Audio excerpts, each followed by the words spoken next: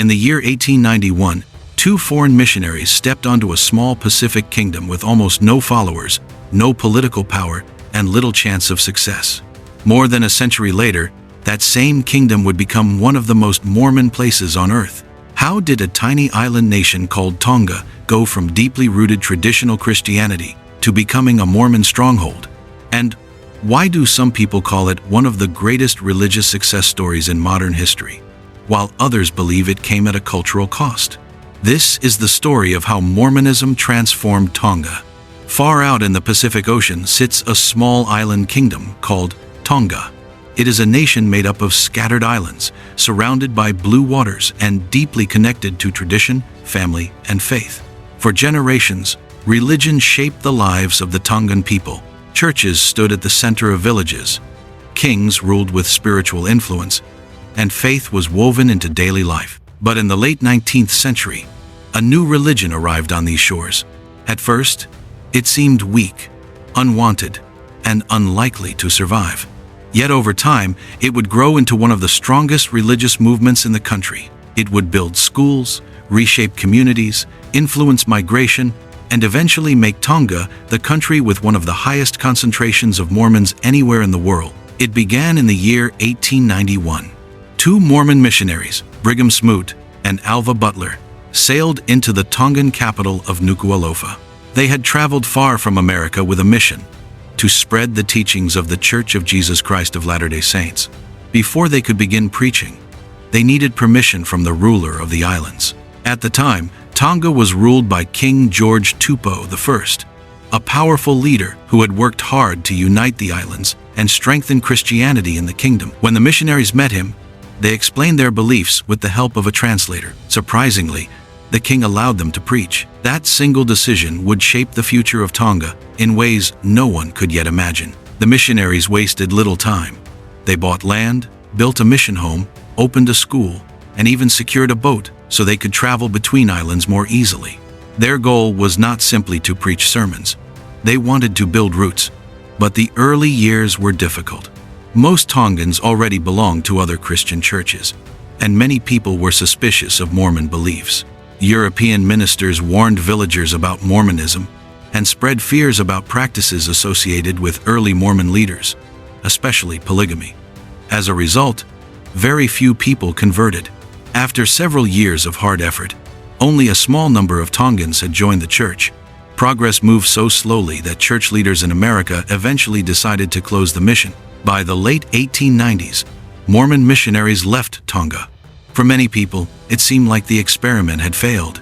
But the story was not over. About a decade later, Mormon missionaries returned. This time, they changed their strategy.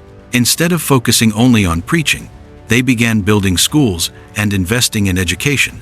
In a village called Niafu, missionaries opened a school that quickly attracted young students. Education became one of the strongest tools for introducing Mormon beliefs to local communities. Slowly, the church began to grow.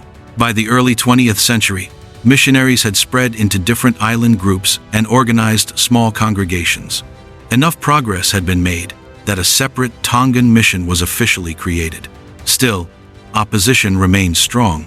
During the early 1920s, anti-Mormon feelings grew inside Tonga. Political tensions and religious competition created fear among powerful leaders. Because many Mormon missionaries came from America, some people worried that foreign influence might threaten the kingdom. Eventually, the government passed a law that made it extremely difficult for Mormon missionaries to enter the country. Foreign missionaries were blocked. For many churches, this kind of restriction would have destroyed growth. But something unusual happened. Instead of collapsing, the Mormon movement in Tonga became more local. Tongan church members stepped forward and carried the work themselves. Local believers preached, organized meetings, and kept congregations alive without outside leadership. One church leader worked tirelessly to challenge the restrictions.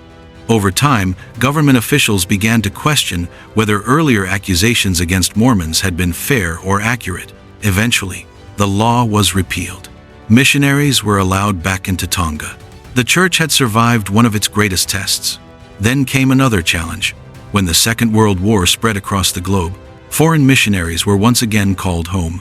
Church leaders worried about safety and ordered many Americans to leave the Pacific. Rumors spread across Tonga. Some believed Mormonism was ending for good. But once again, local members stepped in. Tongans continued gathering, worshiping, and maintaining church life until missionaries returned after the war. And after the war, something changed. Growth exploded. One major reason was education. The Mormon Church had realized that schools could shape entire generations. Earlier, schools eventually led to something much bigger, a major educational center called Liahona School. Established in the early 1950s, the school became one of the most important educational institutions in Tonga. Students came not only to learn mathematics, science, and language, but also values connected to Mormon teachings. For many families, these schools offered opportunities they could not easily find elsewhere. Education became a bridge between faith and daily life. The church also invested heavily in translating its sacred books into the Tongan language. For years, missionaries struggled because few church materials existed in local language. But translators and local church members worked together to make Mormon scripture understandable to ordinary Tongans. Eventually, the Book of Mormon was translated into Tongan. Later, other important church texts followed. This mattered deeply. A religion becomes stronger when people can read its teachings in their own language. Instead of feeling foreign, Mormonism began to feel closer to home. By the middle of the 20th century, the church was becoming deeply rooted in Tonga. Another major turning point came when local members helped physically build the future of the church. In the years after the war, many Tongans volunteered as labor missionaries. These members gave their time and energy to help construct schools and church buildings, especially the expanding Liahona campus. This created something stronger than membership. It created ownership. The church was no longer just something brought by outsiders. Many Tongans now saw it as part of their own community. By the late 1960s, church membership had grown dramatically. A major celebration known as the Golden Jubilee marked an important moment in church history. Thousands gathered, church leaders visited. Even members of Tonga's royal family participated in events. Soon after, Tonga organized its first Mormon stake, allowing local leadership to take greater control over church administration. This was an important sign of maturity. The church in Tonga was no longer dependent on outsiders. Tongans themselves were leading it. Then came another historic moment. In the early 1980s, the Nuku Alofa Temple was dedicated. For Mormon believers, temples are sacred places where important religious ceremonies happen. Before this temple existed, many Pacific Islanders had to travel long distances for temple worship. Now, Tonga had its own. For many Mormon families, it became a symbol that the church had fully established itself in the islands. Over time, Tonga developed a reputation unlike almost any other nation. By church membership records, more than half of Tonga's population became Mormon. This gave Tonga one of the highest percentages of Latter-day Saints in the world. But this success story also brought debate. Government census records often showed lower numbers than official church membership reports. Why? Part of the explanation came from how membership was counted. The Mormon Church often kept baptized members on records for long periods, even when they stopped attending services or joined other churches. In a country where religion plays a huge role in identity, many Tongans moved between denominations or maintained complicated relationships with faith. So while Mormonism was clearly powerful in Tonga, debates continued over exactly how many Tongans actively practiced the religion. Yet numbers alone do not explain the deeper story. Mormonism changed Tonga in another way. It changed migration. As church schools expanded and connections with America grew stronger, many Tongans began moving overseas, especially to Hawaii and Utah. For some, the move was spiritual. Utah represented Zion, the center of Mormon life. For others, migration was practical. Education, jobs, and economic opportunities promised a future that seemed difficult to achieve at home. Families saved money for years so children could attend church schools or universities connected to Mormonism. Entire communities slowly formed abroad. Soon, large Tongan Mormon populations appeared in parts of the United States. But migration created tension. Life in America was not always easy. Many Tongans struggled with language barriers, poverty, and culture shock. Parents worked long hours.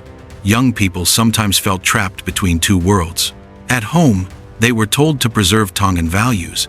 In church, they often encountered expectations shaped by American Mormon culture. Some felt pressure to leave behind parts of traditional identity. Others tried to balance both worlds at once. Even today, many Tongan Mormons describe themselves as living between cultures, carrying both deep faith and deep questions.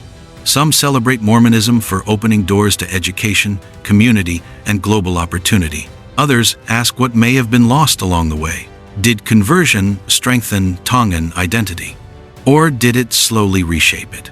The answer depends on who is telling the story. For some families, Mormonism brought healing, hope, and opportunity.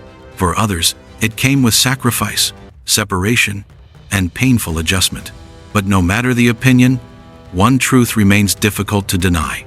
Few religious movements have changed Tonga as deeply as Mormonism. What began with two missionaries stepping onto an island in the year 1891 slowly grew into schools, temples, migration networks, translated scriptures, local leadership, and one of the strongest Mormon populations on earth. And in many villages across Tonga, the sound of Mormon hymns still rises into the Pacific air, carrying a story that began more than a century ago and continues to shape lives today.